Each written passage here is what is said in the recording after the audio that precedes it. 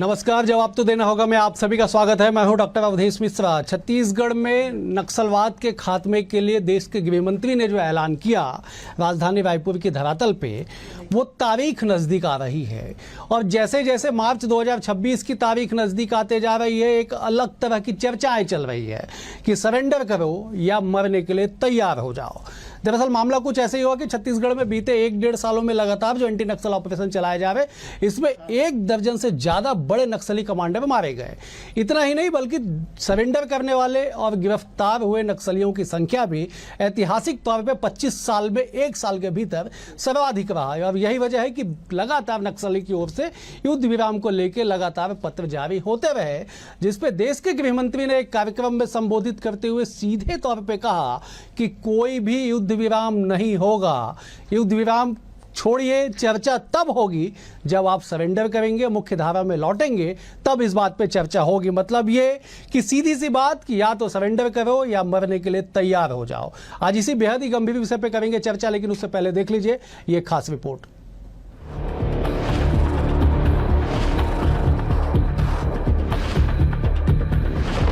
छत्तीसगढ़ में नक्सलियों के खात्मे का बम फोड़ ऐलान 13 महीने पहले 23 अगस्त को केंद्रीय गृह मंत्री अमित शाह ने किया था, जिसमें उन्होंने 31 मार्च 2026 तक की डेडलाइन तय की थी।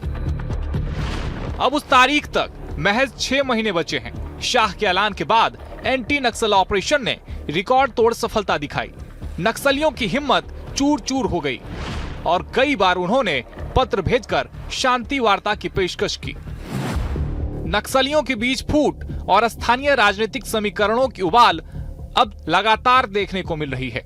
इसी बीच दिल्ली में आयोजित एक कार्यक्रम में अमित शाह ने छत्तीसगढ़ सरकार की जमकर तारीफ की, साथ ही प्रदेश की पूर्ववर्ती कांग्रेस सरकार पर सहयोग न करने का कटाक्ष भी किया।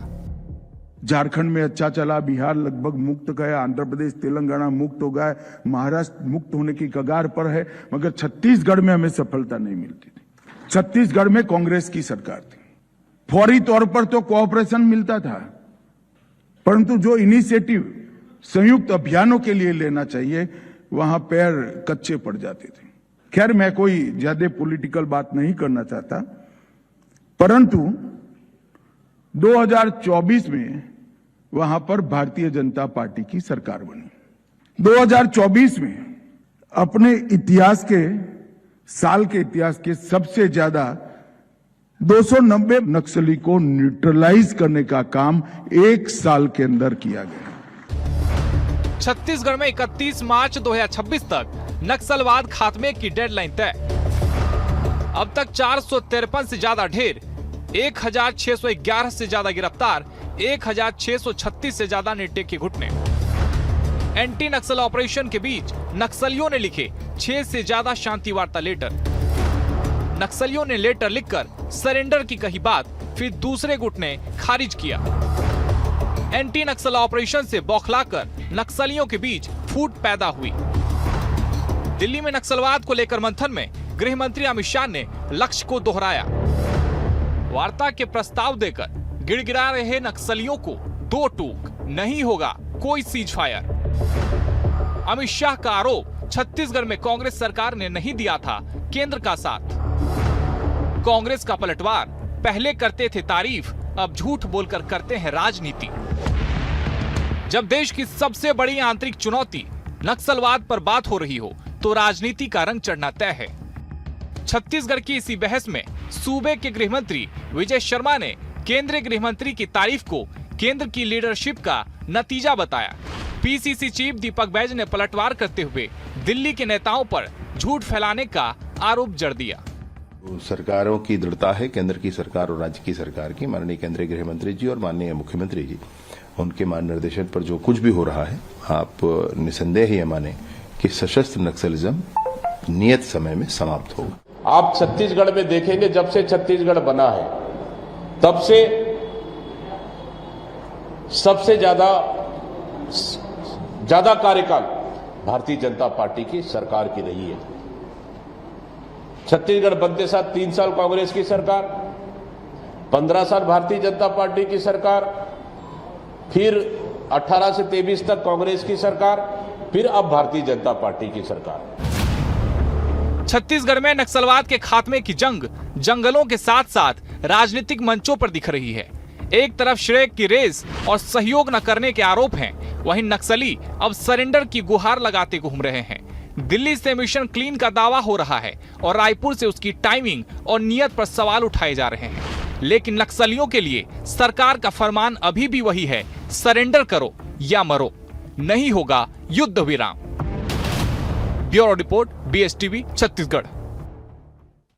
रिपोर्ट को देख के आप बेहद स्पष्टता से समझ गए होंगे कि छत्तीसगढ़ ही नहीं पूरे देश में एंटी नक्सल ऑपरेशन को लेके क्या रणनीति है, मतलब सरेंडर करो या मरो।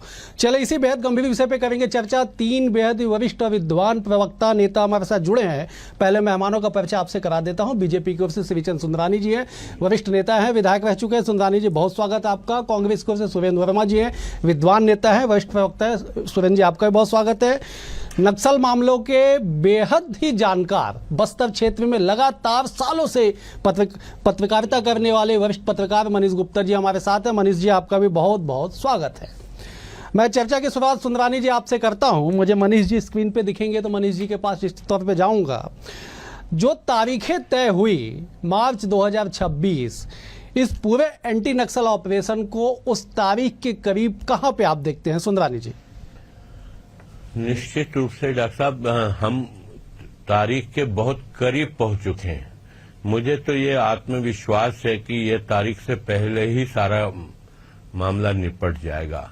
हमने जो डेट तय की है 31 मार्च 2026, निश्चित रूप से आप आने वाले समय में देखिए जिस प्रकार से एक साल भर में 500 के आसपास नक्सली मारे गए हैं, 1600 से ऊपर सरेंडर किए हैं, 1600 से ऊपर गिरफ्तार हुए हैं। और बातचीत नहीं होगी। बातचीत तो तभी होगी जब वो सारे सरेंडर कर दें, समर्पण कर दें। तब तक हम कोई भी इनके साथ समझौता नहीं करना चाहते। इन्होंने अत्याचार किया है, हजारों हजार लोगों को इन्होंने मारा है, जान से मारा है, बेगुनाह आदिवासी मारे गए, बहुत सारे नेता शहीद हुए, कांग्रेस के, भाजपा के बहुत सारे नेता शहीद हुए। उसकी कीमत तो नक्सलियों को चुकानी चाहिए और चुकानी पड़ेगी। और ये भारतीय जनता पार्टी की सरकार और केंद्र और राज्य मिलकर समन्वय के साथ नक्सलवाद के सफाई की ओर बढ़ रहे हैं। डॉक्टर रमन सिंह जी की सरकार में सरगुजा नक्सलवाद से मुक्त हुआ और भाजपा की सरकार में झारखंड से लेकर हम बात करें, तेलंगाना की बात करें, महाराष्ट्र की बात करें, लगभग सब जगह सफाया हो चुका है। छत्तीसगढ़ भी अब नक्सल से मुक्त होगा। कांग्रेस पार्टी ठीक है सुंदरा जी, करने की जरूरत नहीं है। ठीक है, मैं लौट रहा हूं। मनीष जी हमारे साथ जुड़े हुए, मनीष जी का रुख करता। मनीष जी, बहुत सीधा सा सवाल है, सरेंडर करो या मरो। ऐलान हो चुका साहब, युद्ध विराम नहीं होगा। क्या वास्तविक स्थिति है और क्या आपको लगता है कि ये जो ऐलान है और फरमान है, कहां तक धरातल पे जो है उसका असर दिखाई पड़ेगा? मनीष जी। नहीं, देखिए अवधेश जी, जिस प्रकार से नक्सल मोर्चे को लेकर के भाजपा सरकार की शुरू से एक नीति रही है कि नक्सलियों से बातचीत नहीं करेंगे, हम नक्सलियों के खिलाफ जो है वो ऑपरेशन चलाएंगे और ऑपरेशन के द्वारा लॉ एंड ऑर्डर को हम कंट्रोल करेंगे। ये डे 1 से स्थितियां स्पष्ट रही। पिछले दिनों जिस तरीके से केंद्रीय गृह मंत्री ने मार्च 2026 की डेडलाइन घोषित की और उसके बाद पूरी स्ट्रेटेजी जो है वो बदल गई। लगातार हम देख रहे हैं कि नक्सली पिछले 3-4 दशकों से क्षेत्र में सक्रिय हैं, लेकिन इन 2 वर्षों में जितना सटीक ऑपरेशन हुए हैं और जितनी नक्सली मारे गए हैं, मुझे याद नहीं है कि कभी भी इस प्रकार की कोई रणनीति या कोई ऑपरेशन जो है वो सरकारों के द्वारा किया गया था या नक्सलियों को इस हद तक जो है वो सरेंडर की मुद्रा में लाने के लिए विवश किया गया।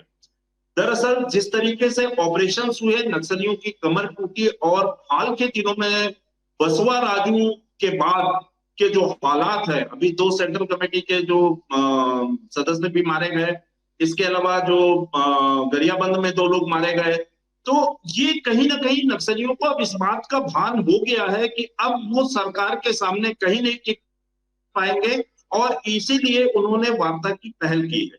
लेकिन ये वार्ता की पहल कहीं ना कहीं सरकार की इस जो नियत थी, सरकार का जो कमिटमेंट था कि हम वार्ता नहीं करेंगे, पहले हथियार डालें उसके बाद फिर बात करेंगे। आज केंद्रीय गृह मंत्री का जो बयान आया है, निश्चित रूप से वो उसकी अगली कड़ी है कि इस बार जो है केंद्रीय गृह मंत्री ने कम से कम इस बात को भी स्वीकार किया, या राज्य के गृह मंत्री ने इस बात को स्वीकार किया कि नक्सल हिंसा से मुक्ति के बाद हमको विचारधारा के खात्मे की दिशा में भी काम करना पड़ेगा। और यही कारण है केंद्रीय गृह मंत्री ने रेड कारपेट की बात की। हम लोकतांत्रिक व्यवस्था के लोग हैं और किसी भी विवाद का जो हल है वो वार्ता से अच्छा किसी दूसरे उसमें नहीं हो पाता। लेकिन चूंकि नक्सली जिस प्रकार की टर्मिनोलॉजी यूज कर रहे हैं, युद्ध विराम और शांति वार्ता, भाई ये दो देशों के बीच की बात नहीं है। इस कारण मुझे लगता है सरकार की आपत्ति है। अदरवाइज सरकार भी बातचीत से परहेज नहीं करती। और जहां तक मेरी जो जानकारी है, सरकार जो है आज अपर हैंड में है और कहीं ना कहीं एक मानसिकता सरकार की भी बनी है कि इस मामले को हमको जड़ से खत्म करना है, तो हमको उन सारे कारणों को भी खत्म करना पड़ेगा जिस ये नक्सलवाद यहाँ तक। ठीक है मनीष जी, आपने बिल्कुल सही बात कही कि सरकार के निर्देश पे जो ऑपरेशन चल रहा है जंगलों में, इस पे हमारे सुरक्षा बल के जवान, सरकार की रणनीति अपर हैंड पे है और जड़ से एक बार ये समस्या समाप्त हो जाए इस ओर सरकारें, सुरक्षा बल के जवान बढ़ रहे हैं। मैं लौटता हूं आपके पास और कुछ विश्लेषण के साथ। जब सुरेंद्र जी का रुख कर लेते हैं। सुरेंद्र जी, सियासत अपनी जगह, प्रदेश की घातक समस्या अपनी जगह, ऐसी समस्या जिसका सबसे ज्यादा नुकसान सियासी तौर पे कांग्रेस को हुआ है, ऐसे में अगर ऐलान कर दिया गया है कि कोई युद्ध विराम नहीं, पहले आप सरेंडर करिए, पहले आप घुटने टेकिए, फिर आपके विचारधारा पे बात करेंगे, क्यों सियासत हो और क्या दिक्कत है इसमें? अवधेश जी, इसमें कहीं कोई संदेह नहीं है कि सुरक्षा बल के जवानों को नक्सल मोर्चे पर बेहतर सफलता मिल रही है। आज जो सरेंडर मोड पे हैं, जिस प्रकार से ये शांति के लिए विवश हो रहे हैं, निश्चित तौर पर सुरक्षा बल के जवानों की बड़ी उपलब्धि है। और नक्सल मोर्चे पर जो सरकार का फैसला है और सुरक्षा बल के जवानों की कार्रवाई है, कांग्रेस एक सुर में हमेशा समर्थन में रही है। हमारे लोकतंत्र में हिंसा के लिए कोई स्थान नहीं है। निश्चित तौर पर यदि वार्ता चाहते हैं नक्सली, तो उनको पहले तो हथियार छोड़ना पड़ेगा, हिंसा छोड़ना चाहिए। लेकिन यदि शांति का कोई रास्ता दिखता है तो दोनों पक्षों को समान रूप से आगे आना चाहिए। आप विचार को कैसे कुचल सकते हैं गोलियों से, आप कैसे मार सकते हैं, तो यदि घुटने टेकने पर मजबूर हुए हैं नक्सली, तो सरकार को भी शांति से बेहतर कोई विकल्प नहीं हो सकता अवधेश जी। तो हमारा तो मानना है कि यदि शांतिपूर्वक रास्ता निकल सकता है, यही सरकार है, केंद्र की मोदी सरकार ने नागालैंड में 2015 में समझौता किया ना, शांति वार्ता की गई, शर्तें मानी गई, 371 का जो है उसका क्षेत्र विस्तार किया गया, केंद्रीय फोर्स की तैनाती कई क्षेत्रों से वापस ली गई। तो यदि ऐसा अवसर बन रहा है, ऐसी विकल्प सरकार के पास है, तो बातचीत की दिशा में आगे बढ़ना चाहिए। और इसमें कोई संदेह नहीं है कि नक्सलियों को सबसे पहले हिंसा छोड़ के आना चाहिए। मूल बात जो है, आज जो आप वक्तव्य आया केंद्रीय गृह मंत्री का, कांग्रेस को आपत्ति उस पर है। केंद्रीय गृह मंत्री पूरे देश के गृह मंत्री हैं और अपनी पार्टी के एक राजनीतिक कार्यक्रम में जिस प्रकार से गलत बयानी किया गया, उनको याद रखना चाहिए। संविधान की शपथ ली है उन्होंने, 2018 से लेकर 2023 तक जितने संयुक्त अभियान चले उसमें वो न केवल शामिल होते रहे बल्कि नेतृत्व भी किया। यूनिफाइड कमांड की बैठकों में वो वर्चुअली शामिल होते रहे, यहाँ आए भी। आपको याद होगा 5 अप्रैल 2021 को इसी छत्तीसगढ़ में उन्होंने मीडिया वाइट में पब्लिकली कहा था कि छत्तीसगढ़ में जो नक्सल ऑपरेशन चल रहे हैं बहुत शानदार तरीके से चलाए जा रहे हैं। एक बार नहीं, कम से कम आधा दर्जन बार सरकार के काम की सराहना की। लेकिन आज जो उनका वक्तव्य है निश्चित तौर पर जो है आपत्तिजनक है। और नहीं, इसका मतलब ठीक, एक मिनट सुंदरानी जी, सुंदरानी जी, गोली के आधार पे ठीक, सुंदरानी जी, ठीक, सुंदरानी जी, एक मिनट, ठीक है, पेखन गांगड़ा और लव कुमार नायडू ठीक है, सुरेंद्र जी, एक मिनट, बेहद संवेदनशील मुद्दा है। आप दोनों से निवेदन है कि थोड़ी सी गंभीरता से और शांति से, पूरा देश चाह रहा है कि समस्या का समूल नाश हो, जड़ से समस्या। मैं आ रहा हूं, मैं सुरेंद्र जी, ठीक है, ठीक है, तो नक्सली विचारधारा के आप ठीक है, एक मिनट सुरेंद्र जी, ठीक है, सुरेंद्र जी मैं लौट रहा, सुरेंद्र जी, सुंदरानी जी एक मिनट, सुंदरानी जी एक मिनट, ठीक है, एक मिनट सुरेंद्र जी, एक मिनट सुरेंद्र जी, मैं मनीष जी का रुख करता हूं, मैं लौटूंगा सुंदरानी जी, मेरा निवेदन है, बेहद गंभीर मुद्दा है।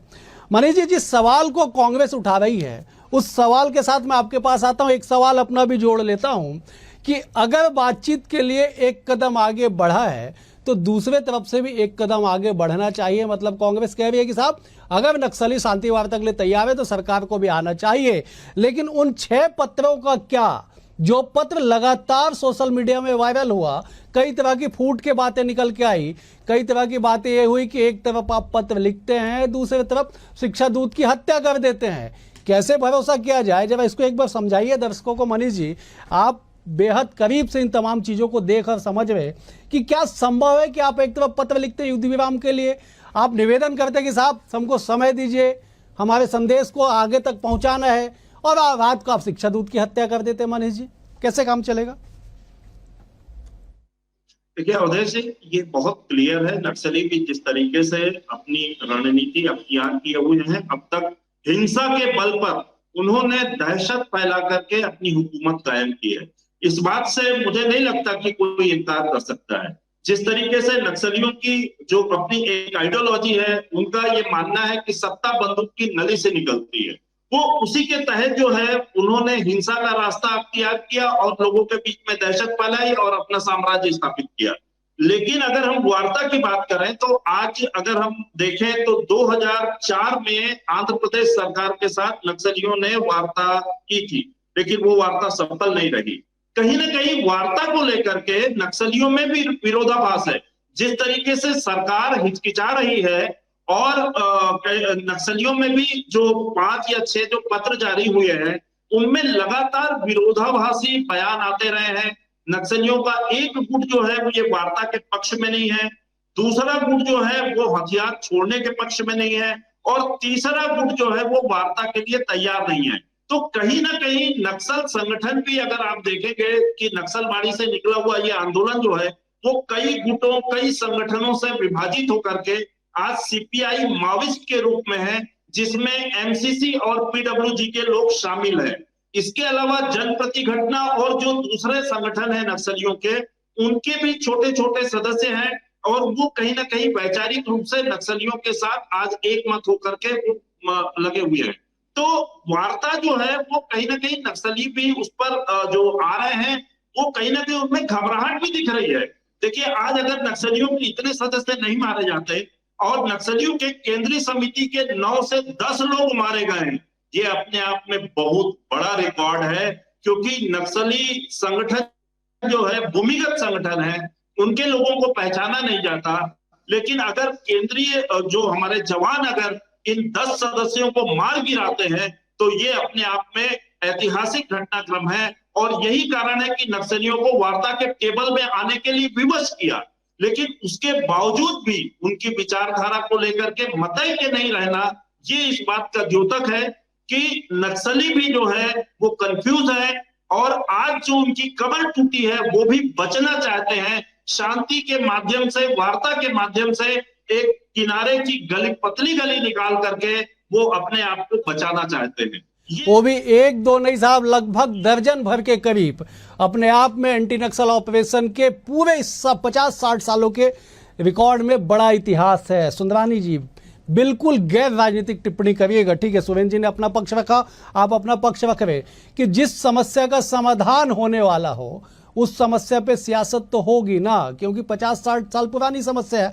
और सुरेंद्र जी आपत्ति उस बात पे कर रहे हैं जिस बात को कोर्ट आज केंद्रीय गृह मंत्री ने किया। उन्होंने कहा कि कांग्रेस की सरकार थी, उस स्तर पे सपोर्ट नहीं मिल पाया जो दीगर राज्यों का नाम लेते हुए उन्होंने कहा कि उन राज्यों में मिला। आप बेहद वरिष्ठ जनप्रतिनिधि हैं, बताइए जब इसमें क्या सियासत क्यों न ढूंढी जाए? नहीं, इसमें सियासत नहीं खोजना चाहिए। स्वयं गृह मंत्री जी ने कहा कि इस विषय पे मैं राजनीति नहीं करना चाहता और न ही भारतीय जनता पार्टी इस पे राजनीति करना चाहती। छत्तीसगढ़ से नक्सलवाद समाप्त तो छत्तीसगढ़ की 2.25 करोड़ जनता चाहती है। कांग्रेस पार्टी का स्टैंड क्या हो सकता मैं नहीं जानता, लेकिन आपको बता दूं कि इसमें राजनीतिक विचार से हट के बात करनी चाहिए। कहीं न कहीं आदरणीय सुरेंद्र वर्मा जी ने कहा कि विचारधारा को गोली पे समाप्त नहीं किया जा सकता, लेकिन विचारधारा से कैसे हम समझौता कर सकते हैं। अरे कांग्रेस पार्टी को तो और बड़ा दर्द होना चाहिए, झीरम घाटी का दर्द जो इन्होंने झेला, प्रथम पंक्ति के नेताओं खोया हमने छत्तीसगढ़ के लोगों को, और अनेकों अनेक भारतीय जनता पार्टी के कार्यकर्ता, सैकड़ों हजारों की संख्या में आम नागरिक इन्होंने हत्याएं की है साहब। ऐसे लोगों के साथ हम समझौता करें, इनको टेबल पे बिठा के बात करें और उस वक्त बात करें जब समाप्ति की ओर हो। बिल्कुल नहीं करना चाहिए बातचीत इनसे, और इनको बिल्कुल गोली के निशाना बनाकर या तो ये आत्मसमर्पण करें या हथियार डालें, उसके बाद इनसे बात होगी, अन्यथा कोई बात नहीं करेंगे। कांग्रेस नक्सल विचारधारा का समर्थन करे तो करे, लेकिन भारतीय जनता पार्टी अब छत्तीसगढ़ की जनता नक्सलवाद के विचारधारा के तो खिलाफ है। सुरेंद्र जी, जवाब आप दीजिएगा कि जिस तरह से कांग्रेस ने अग्रिम पंक्ति के नेताओं को खोया, छत्तीसगढ़ ने खोया उन राजनेताओं को, इसका सबसे ज्यादा तकलीफ कांग्रेस पार्टी को, लेकिन लोगों को भी है। जब समाप्ति की ओर है तो फिर ठीक है, एक बयान के एक अंश पे आप आपत्ति करें, लेकिन वार्ता की गुंजाइश कहाँ बचती है जब आपके दर्जन भर सीसी मेंबर मारे गए हैं, दर्जनों कमांडर मारे गए हैं, आपके सबसे कोर एरिया में जवान घुस के एनकाउंटर कर देते, वहां पे कांकेर में एक दिन में 32 नक्सलियों को मार गिराया जाता है, फिर क्यों चर्चा करना? अवधेश जी, पिछले 3 महीने के दौरान जो कथित तौर पर 6 पत्रों का जो जिक्र किया जा रहा है नक्सलियों के, सरकार खुद ही उसके संदर्भ में संशय में है। वो बोलते हैं कि यह प्रामाणिकता संदेहपूर्ण है।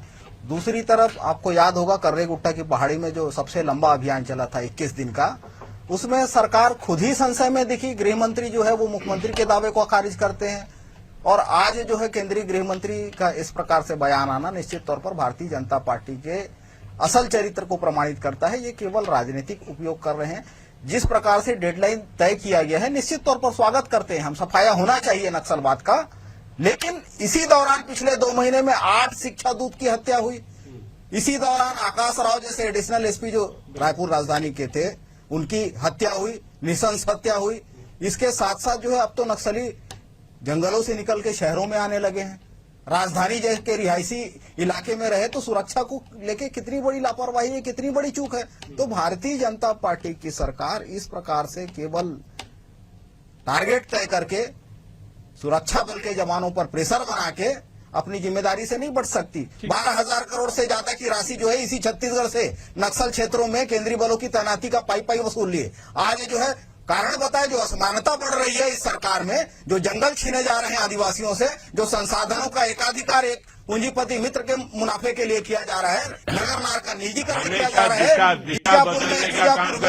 सुन लीजिए, हमेशा दिशा माफी मांगनी चाहिए देश की जनता से, और सबसे प्रमुख माफी तो कांग्रेस को मांगनी चाहिए। गलत आरोप करने की बात, भारतीय जनता पार्टी की क्या सेटिंग है, केंद्रीय गृह मंत्री को जवाब देना चाहिए। गोली का निशाना बना रहे और आप सांठगांठ की बात करते हैं। आप विचारधारा को गोली से नहीं मारा जा सकता।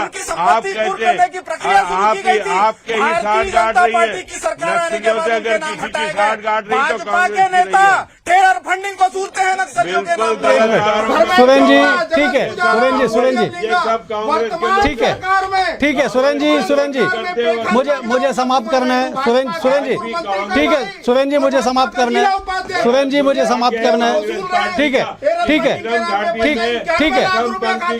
मुझे समाप्त करना है। सुरेंद्र जी ठीक है, सुंदरानी जी एक मिनट, मैं बहुत संक्षेप समय के लिए मनीष जी के पास जा रहा हूं। मेरा निवेदन है 10 सेकंड आप शांति बरतेगा। मनीष जी बहुत संक्षेप में जवाब दीजिएगा। मुझे समाप्त करना है कि जिस राह पे ये अभियान ऑपरेशन चल रहा है, क्या माना जाए कि तय समय पे जो एक टारगेट सेट किया गया है वो टारगेट अचीव हो जाएगा?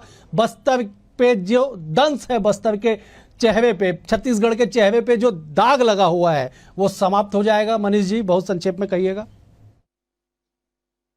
नहीं, देखिए, नक्सल मुक्त बस्तर की जहां तक बात है या नक्सल मुक्त देश की बात है, निश्चित रूप से जो अभियान है वो निर्णायक दौर पर है। ये लगभग 90% जो है ये सफल रहेगा और 90% सफल होना अपने आप में सफलता का परिचायक है। देखिए 10% तो घटनाएं होती रहेंगी, उन चीजों को आप कभी भी खत्म नहीं कर सकते, विचारधारा को इतनी जल्दी खत्म नहीं किया जा सकता, लेकिन जो गृह मंत्री का टास्क था वो 100% की दिशा में बढ़ रहा है और मुझे लगता है कि मार्च के पहले ही जो बस्तर जो है वो नक्सल मुक्त घोषित हो जाएगा। जो रफ्तार है सुरक्षा बलों की का जो मनोबल है वो बहुत बढ़ा हुआ है और आज नक्सली जो है टिक नहीं पा रहे हैं। आप लगातार देखिए कि जिस तरीके से ऑपरेशंस हो रहे हैं, ये अपने आप में जितनी तारीफ की जाए मुझे लगता है। ठीक है मनीष जी, बेहद शुक्रिया आपका। आपने बिल्कुल गंभीर बात कही कि जो नक्सली एंटी नक्सल ऑपरेशन में अगर रिजल्ट 90% तक जाता है तो इसे 100% माना जाएगा। छत्तीसगढ़ की जनता भी यही उम्मीद कर रही है कि जिस दंश को हम लोग झेल रहे हैं सालों साल से, उसका खात्मा जल्द से जल्द होना चाहिए। फिलहाल आज के लिए इतना ही। आप तीनों मेहमानों का बेहद शुक्रिया। सुंदरानी जी आपका शुक्रिया, सुरेंद्र जी आपका शुक्रिया, मनीष जी आपका पुनः शुक्रिया। कल एक और विषय के साथ होगी मुलाकात। बने रहिए BS टीवी के साथ। नमस्कार।